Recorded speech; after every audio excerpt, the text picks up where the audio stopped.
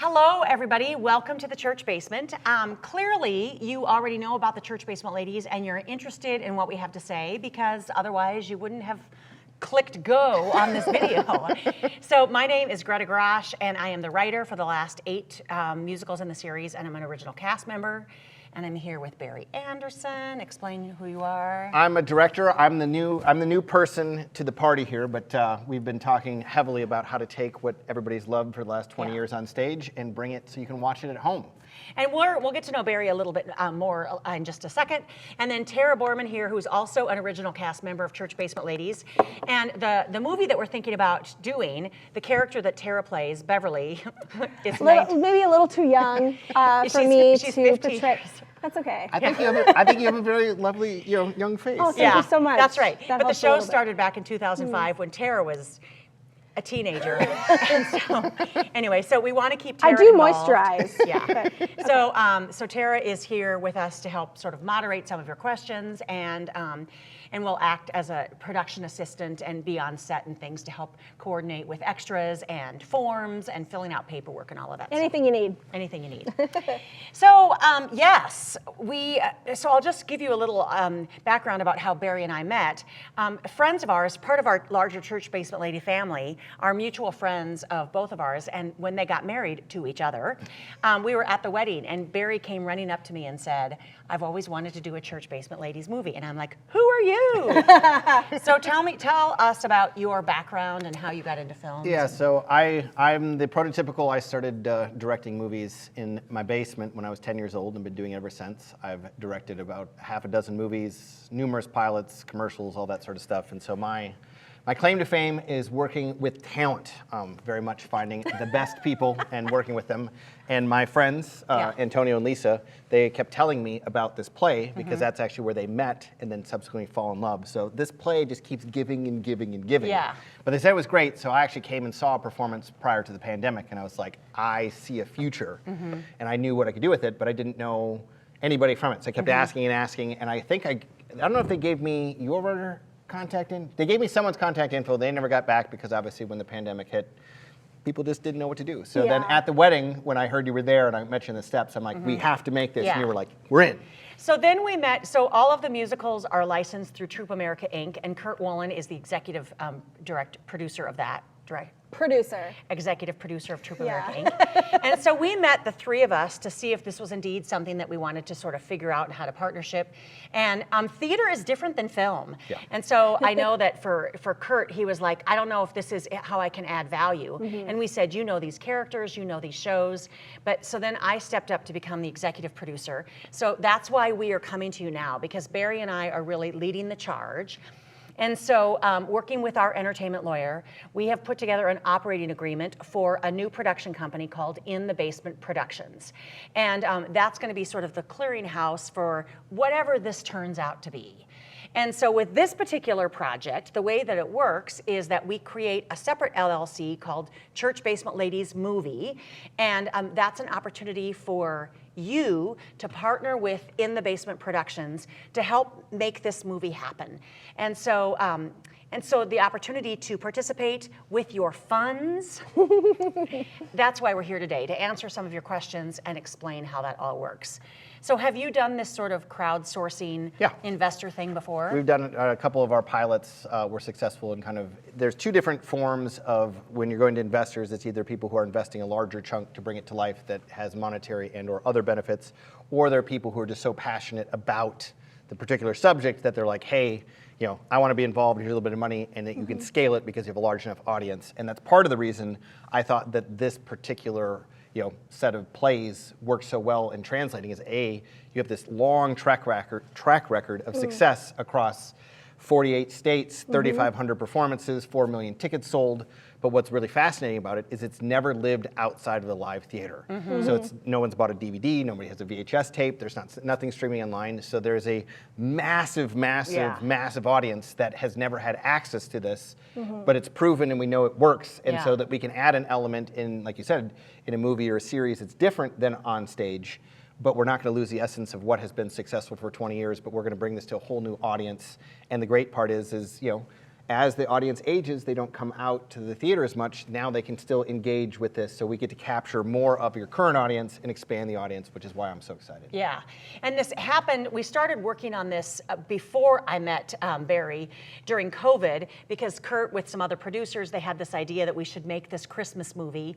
And so I had already sort of created a treatment, and what we're doing, the plan is that we're sort of combining our current Christmas show, which is Away in the Basement, with Mighty Fortress as our basement, combining the storylines of those two, and making it sort of takes place over the 6 weeks of a Christmas season when Pastor, for those of you that are familiar, Pastor meets Helen Caudill for the first time, and the ladies have to get used to that idea, and then he ends up getting married to her on Epiphany Sunday.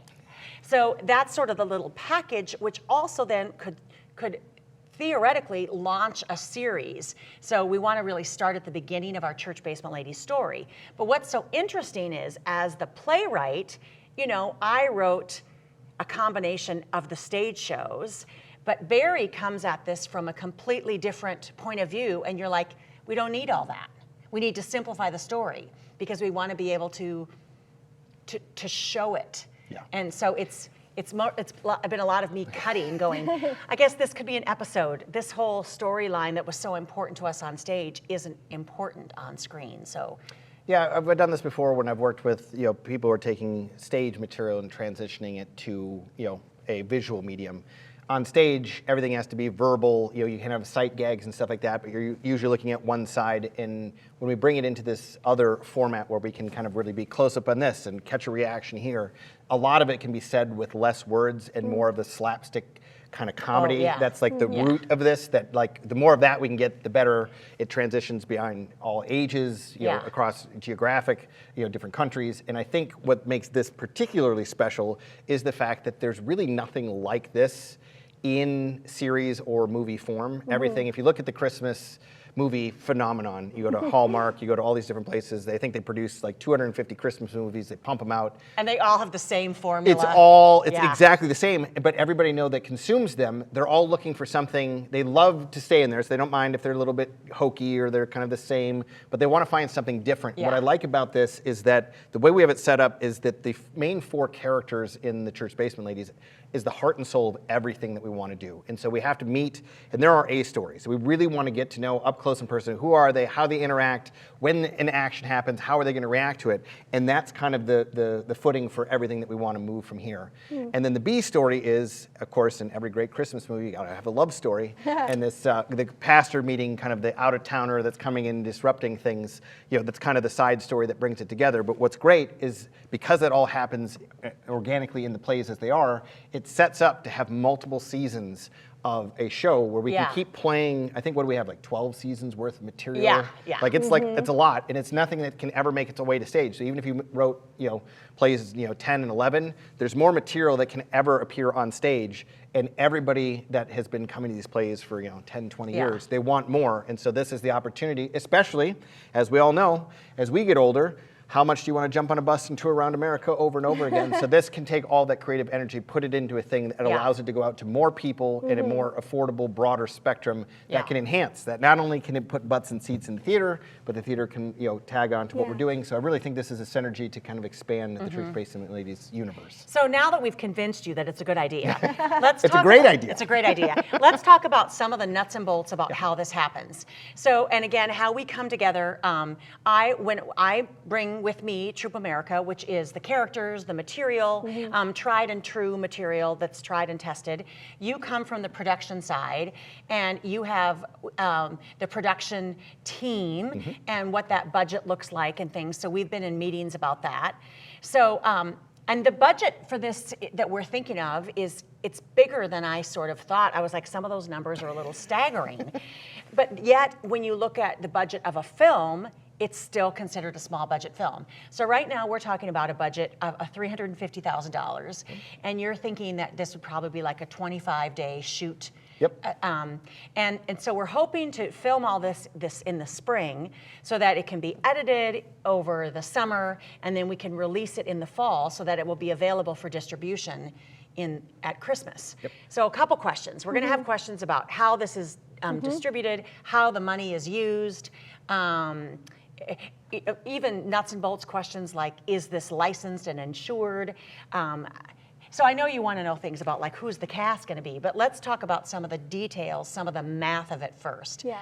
So this $350,000 that we're hoping to raise, and people can, listen, if there's somebody watching and you want to fund the whole thing, go ahead. So how? Well, let me actually just lay this on the table, because you're going to have some people that this is totally new to you, and you're like, I don't know, what are you investing in a movie? What do I own at the end? It's not a car, it's not a widget. Yeah. So if you think about what happened when the pandemic hit, everybody went to content. So what you are owning is content. And how a movie works, it's not like a car. You don't sell it. So when this is done, we own and contain and maintain that license. And every time we go to sell it, it's actually a licensing deal. And it's for a set period of time. And when it goes well, they come back and then have to relicense it. So do these people own it with us? They would own it with us. So with your contribution, you become a lifetime owner of this product that we're creating. So if your favorite movie is Die Hard, the people who owned Die Hard, they are still making money off that today, because every time it gets relicensed to HBO, that something goes streaming, whatever it changes, Netflix license it, then Hulu license it. Every time it moves, so like things like comedies. If you go look at all the streamers, whether it's Seinfeld, Friends, Parks and Rec, Office, all of those continually break records because A, there's not a lot of comedies being made, but because they're so easy to consume, they keep getting new deals over and over and over again. So these people all made millions and millions in run, millions in run 2, run 3, and some of these are on their seventh licensing round in the last 20 years. So this is something that you own in perpetuity. So if you're familiar with like a real estate where you're getting passive income, this is something that you invest and then forever you can make money on. So say I want to invest, but I'm a starving artist. I'm just a poor actress and I don't make a lot of money. Do you know somebody like that? Yeah, maybe right here. Say I wanted to invest. Could I invest like say like $50, $20? Or are you looking for? Well, and that's a different. Well, and we can have a conversation about what that means for you. Yeah. Yeah. Because the rules might be different for Tara Borman. But that would be crowdsourcing. So right now, that is an option for us down the road. Well, first, this is our first goal, is to see. Because there can be different, you've talked about me through this in the past, different sources of revenue to get the movie made. So right now, we are talking to potential investors. Right. And again, if we're doing shares of like $5,000 and we want to raise $350,000, that's 70 shares of $5,000 each. If you want to buy 4 shares, you can buy 4 shares. But that would be sort of to fully fund with our current working budget.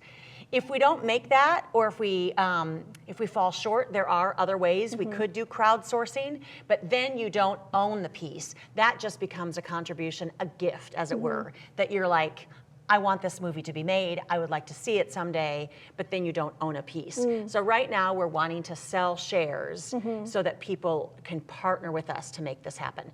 There's also the option down the road of like product placement. We have a lot of, so if you're watching and you know somebody at General Mills, Watkins, Getney, the Minnesota Pickle, Green Giant, those all, Watkins, did I say that? Yeah. Yeah, they all could be potential partners. Let me ask this. As far as I understand, make sure that I'm right, but it would be something for them to know, is if they're investing in this, they're investing in all the revenue opportunities that come from this, correct? From the movie. Yes. The movie so if the movie only, then gets product placement, that's revenue that comes in, and if it pushes it in the black, then it executes your payouts on that. So all these different things we talk about, like if we do a crowdsourcing fundraising thing, really what we're doing is building awareness and building that audience that then's gonna be our champions for the streaming services and whatnot. But if that money comes in and replaces the budget, we're already in the black, and then people start getting paid out before we ever get a licensing deal. So just know that it's not just a one revenue, like we have lots of revenue that can come in that can pay out on that investment.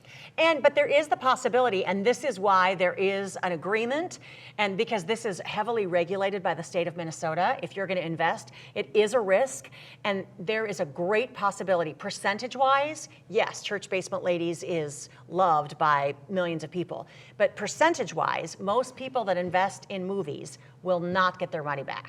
So you have to be prepared to lose it. And there is a form that you need to fill out that says you're prepared to lose it. Now, ideally you don't, but that is definitely something that you have to go into this knowing. Correct. When you have investment, there's obviously risk of loss. But part of the reason I was attracted to this property is it's difficult to find something that has this big of an audience and this big of a history behind it that hasn't been tapped and locked down to monetize. So this is kind of like, this is an incubator. We've proven that this works. In a tech world, this would have all the big investment companies coming in and being like, ooh, now we can scale it. This has never been scaled. This has been a super profitable, long-running, rinse and repeat over and over again. Whatever they put out is had the audience show up and they've been able to monetize.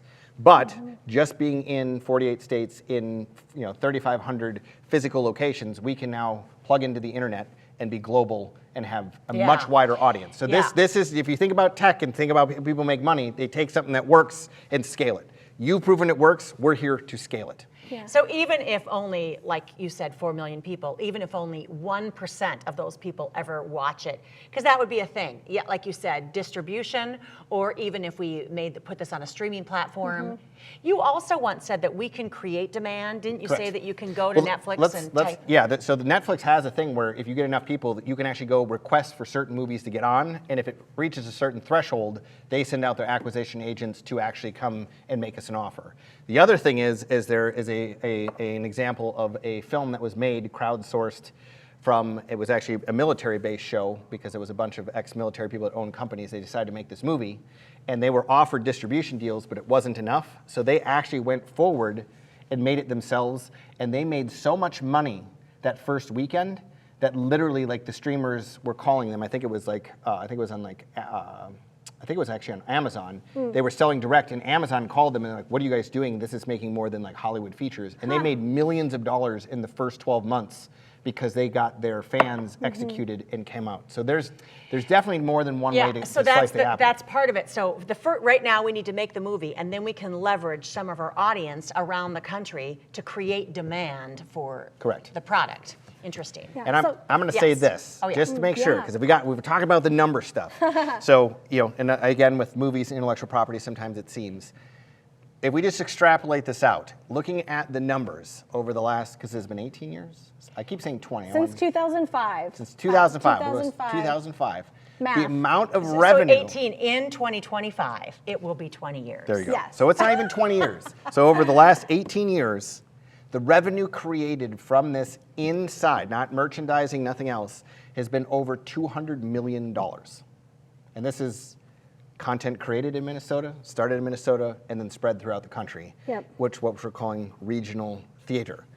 These numbers you never come across. So that's again why. And then to say that, like, yes, there's a risk of loss. It's also why myself and you have skin in the game, because we actually believe that this is going to work. So we're not asking for money that we're not putting in. Just, you're not Bill Gates and I'm not Elon Musk. And I said so that to Barry when we were having a conversation going through the budget. And I said, I want to make sure, because for me, this is definitely a passion project. Yes. We've been around doing it for so long. And I want to make sure that Barry feels as passionate about it as I do, so that we have something to lose. So I'm not just hiring you as come and make my movie. I really want we also believe that there's much higher upside. I mean, if we both get paid and you guys pay us and you guys make all the money, we want to be on the gravy train too. Yeah. You were going to ask a question. Well, I was just going to ask about the audience and about the scope of the people who and love the show. That's great, because we were actually talking about that in terms of it being Church Basement Ladies, and we know who our audience is. And typically we have lots of bus groups, lots of seniors, lots of people that grew up in the Lutheran Church. And I had said, if as we move this forward, is that the only audience we want to tap into? Or I'd even said, do we need to change the name? And you had said, we're branded as the Church Basement Ladies. And what we find, even, we're sitting here in the theater now, people may come with their parents or their grandparents or their mother-in-law, but they sit next to them and they become fans as well. So even if they don't think it's their story, they fall in love with these characters. The way I think of it is, obviously you created the brand, which is good, and you never want to go away from the brand.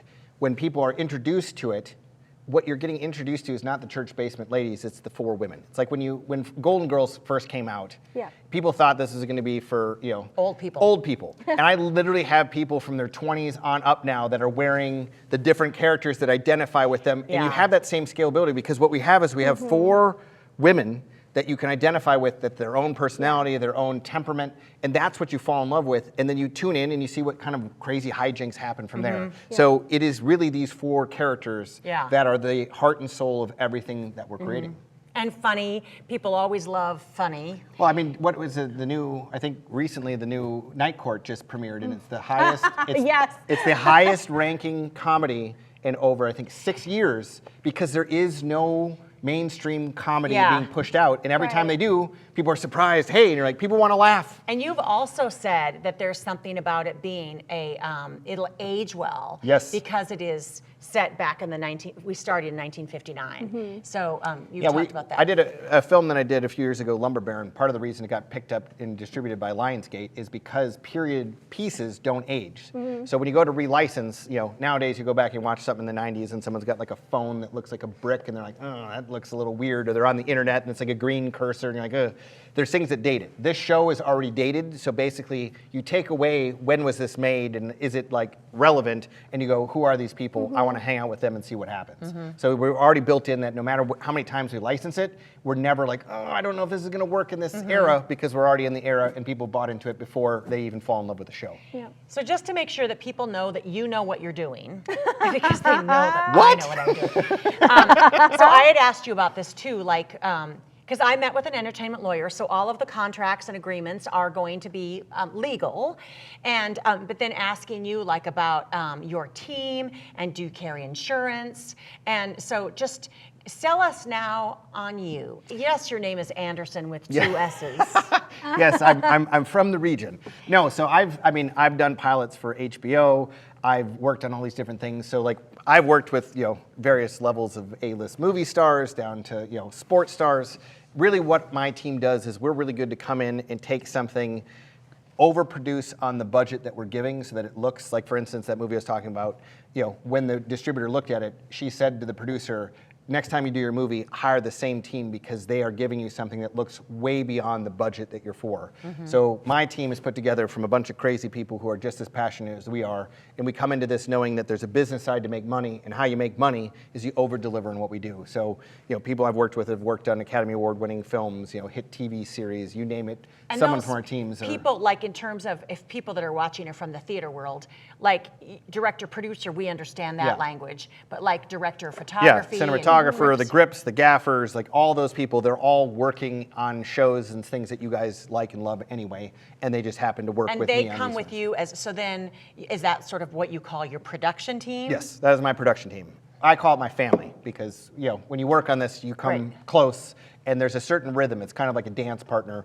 When you know what you're doing, especially at these budget levels, it might sound like $350,000 is a lot. When you look through what it takes, every minute that's burning, costs money. So you got to be very efficient and allow for the creativity.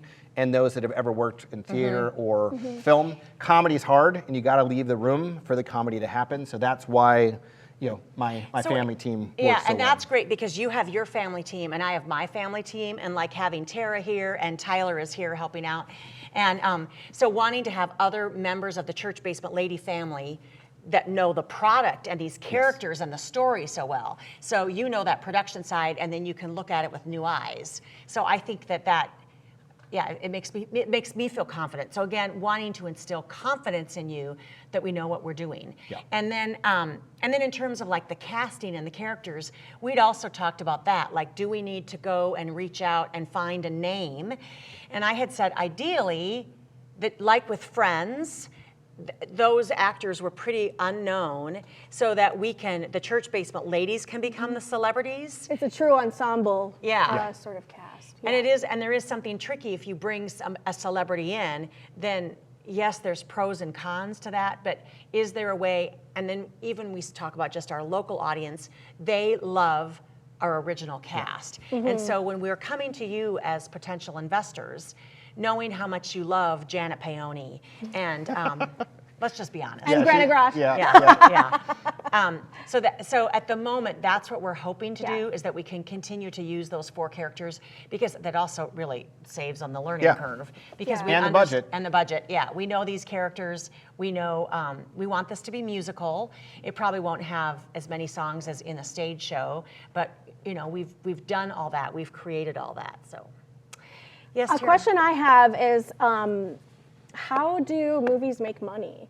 Like if it's streaming on a platform. That's a really good question. How if I'm investing in this and I'm thinking, oh, I want to get my investment back or something, That's right. How does it make money? How does it make money? Like you said, you talked about a distribution deal, and then somebody pays you for that. Would it be right? like a pay-per-view type thing, or? It's usually not a pay-per-view. If you get the right distribution deal, it's going to be different licensing deals. So it'll be licensed in different territories. So the biggest one usually is North America, which is the United States and Canada.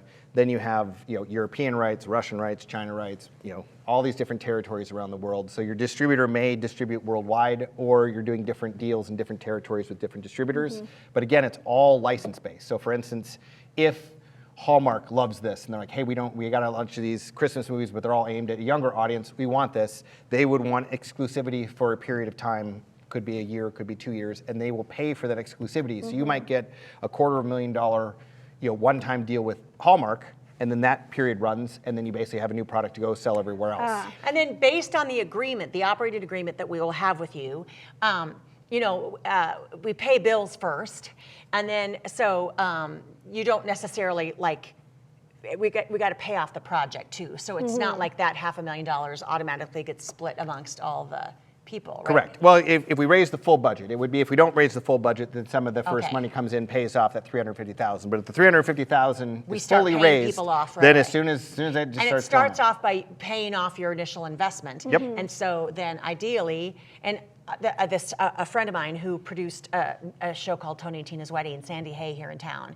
that was hugely successful. And those people got their initial investment back plus 16% or something on top of that with pretty quickly. Okay, I'm just going to. I'll also note this, that the that initial run and then it keeps going. Yeah. I just lost my train of thought. Sorry. Never mind. We'll come back to it if it comes to me. Well, anyway, so we don't want this to go on forever. So we've been talking for a while. So just sort of, can you think of other things that people might be interested in? Will I get credit in the movie? Will I? Yeah, or can I be in the movie? If I invest and Do we get credit at the end? Yeah, everybody who invests will get a credit in the end. And then in terms of, I think we could set I haven't seen the finished polished script, so I don't know how many extras we have, but definitely we could arrange to have someone. I guess let me address this, that obviously there is a risk of not getting your money back. There are reasons to invest in this. Some people need a tax write-off. I know there's certain people who love arts and they want to see stuff create, and this doesn't get created. So this is one of those things where if you like to donate to PBS or you like to donate these things to get content created that otherwise isn't, this is a chance to say, hey, if I lose it, I am furthering the type of entertainment. It's family friendly, it's funny, it's kind of unique. We're making this movie. And it's I mean, so it's and what happens, there's always that question, what happens if we don't raise the capital? Well, first of all, and FYI, your money just goes into the pool to finance this. So it's not like it just goes into the account and we can use that money however it needs to be used. And if we don't raise enough capital, I don't think that we're even pretending that that's an option. And we're figuring out what things, if there are things that we need to defer, and like you said, post-production costs, we can maybe raise those later. But remember, we've already put money in. Yeah. So we believe. So if you don't invest, we just make more money because we'll be creative to do it. But this is the sort of thing where in this town, back in the 90s, we were attracting big movies that came in. Everybody remembers Grumpy Old Men or stuff like that. The reason that doesn't happen anymore, the successful towns now start to actually have local talent create sustainable business models. So yes, we think this can make money, but we're spinning this off into the series as well, which can be ongoing work for the local community, which is better for taxes, local business. So this is also can be your investment into the arts culture within the Minneapolis. And I don't know if this is true, but let's say that we make more than we need, then we can start working on the next project. Correct. We can give that option. So interesting. Okay, so then. Think if there are other questions, but in terms of sort of what next, what this means if you're interested, then So if I'm interested in investing, like, where do I go? Who do I contact? Yeah. So if you could contact us, and there'll be a link through the website inthebasementproductions.com, or you could email churchbasementmovie@gmail.com and let us know you're interested. And I will put links to all of that. So then you could just sort of reach out and let us know that you might be interested, and then we will have you sort of fill out, not with any bank information, an investment interest form, so that you let us know that this is something that you want to talk to us more about. And then we are putting together the entire pitch deck that has all of the details about the movie and shoot dates and what that all will look like. And so we give you some time to think about this before we ask you to commit to giving us any money. Again, we are hoping to do this in the spring. We have some locations scouted. We're going to film some of it on our set. So if you're interested, contact us through the website or via email and let us know, and then we'll follow up with you and send you some more information. Is there anything else that you think people need to know? I think we covered it all. I mean, I'm looking at... What do you think? Do you think this is a good idea? And why do you think this is a good idea? Listen, so I've played my role of Beverly Signey Engelson since 2005. All over the country. All over the country. Just last year, I was on a national tour of the original Church Basement Ladies, and it blew my mind how many tickets we sold, how many people connect with the show still after 18 years. We sold out stadiums. It was incredible. And I think, especially in a post-COVID world, I think something like this where it's just fun, funny, you connect with these women, they're real people, and we need that. We need that sort of release and laugh and fun and at the same time it's a really innovative artistic thing that we're doing. Making this movie, turning theater into film. It's really exciting. Yeah. So I think it's a great idea. I'm going to go back to what I said before, just because these two are so close to it. Like, it's second nature to them. They literally go from city to city, and they see the buses go up, and they see these stadiums fill up, and they're like, that's normal. I've been around all forms of entertainment over the last 20 years, and let me tell you, it's usually like pulling teeth, and you're trying to build an audience, and it's like, that's the work. The work they've had is in perfecting this performance to entertain the people that come. Yeah. So again, this is an incubator. They've tested it.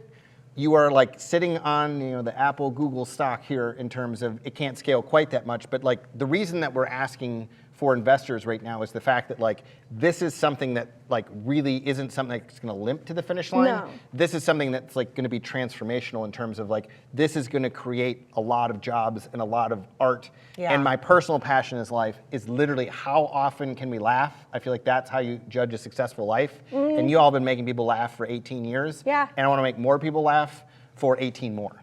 Absolutely. And you can be part of that. So again, the information is going to be here on the screen. So contact us and let us help make people laugh in the near future and for years to come. So we'd love to partner with you. Again, I'm Greta Grosh. I'm here with Barry Anderson. Tara Borman. Tyler O'Brien is on the other side of the camera. So thank you so much for taking the time to watch this. Let us know if you have any questions. And we hope to see you in the kitchen. basement. Yeah, in the basement. Yay! Thanks, everybody. We are getting ready to make a movie!